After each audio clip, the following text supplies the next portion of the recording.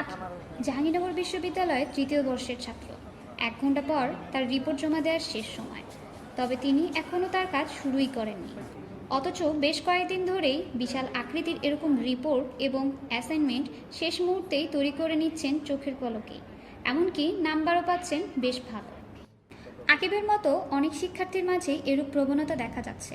তাদের এই চোখে নিমিষের রিপোর্ট তৈরির কৌশলের পেছনে রয়েছে এখনকার সময়ের বহুল আলোচিত প্রযুক্তি চ্যাট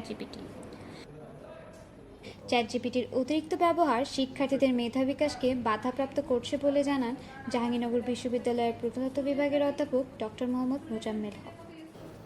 আমরা ছোট থেকে যদি বিষয়টা বুঝি, যেমন ধরো 2 × 2 = 4, এটা ক্যালকুলেটর যোগ করে দিবে। এখন একটা বাচ্চাকে যদি 1 2 3 4 করে 10 পর্যন্ত শিখিয়ে দিই, আর তাকে যদি আমি ক্যালকুলেটর ব্যবহার করতে দিই, সে যোগ করে ফেলবে, কারেক্টলি যোগ করবে, কিন্তু তাতে তার যে মেমোরি সেটা কিন্তু বিকশিত হবে না। কারণ যারা এগুলো ক্রিয়েট করেছে তারা 2 × 2 = 4 ম্যানুয়ালি করেই করেছে, ম্যানুয়ালি করে তারা একটা অ্যাপ ডেভেলপ করেছে। যদিও চ্যাট জিপিটি নিঃসন্দেহে শিক্ষার্থীদের জন্য একটি প্রয়োজনীয় হাতিয়ার, তবে এর উপর শিক্ষার্থীদের অত্যধিক নির্ভরতা দিন দিন উদ্বেগ বাড়াচ্ছে।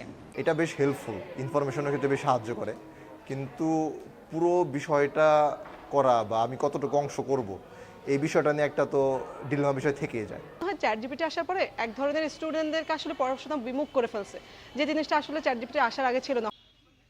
অ্যাসাইনমেন্টগুলোর ক্ষেত্রে অবভিয়াসলি যারা চ্যাট জিপিটিগুলো ইউজ করে তাদের একটা অ্যাডভান্টেজ থাকেই।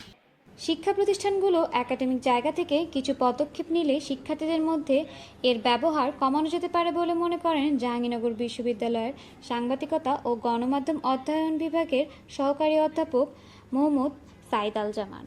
যারা অ্যাসাইনমেন্ট দিবে বা কোনো কন্টেন্ট সাবমিট করবে, এটা স্ট্রিক্টলি প্রহিবিটেড যদি পাওয়া যায় যে এইখানে এআই এর কোনো অবদান আছে বা সম্পূর্ণ এআই জেনারেটেড কন্টেন্ট, তাহলে তোমাকে ধরো একাডেমিক্যালি যে কোনো ধরনের পানিশমেন্ট হতে পারে, সেটা এক্সপেল হতে পারে সেটা অ্যাসাইনমেন্টে 0 দেওয়া হতে পারে। তো এইটা ধরার আগে আসলে ডিটেকশন করাটাই জরুরি। যদি আমি ডিটেক্ট না করতে পারি তাহলে তো আমি ওই জায়গায় যেতে পারছি না।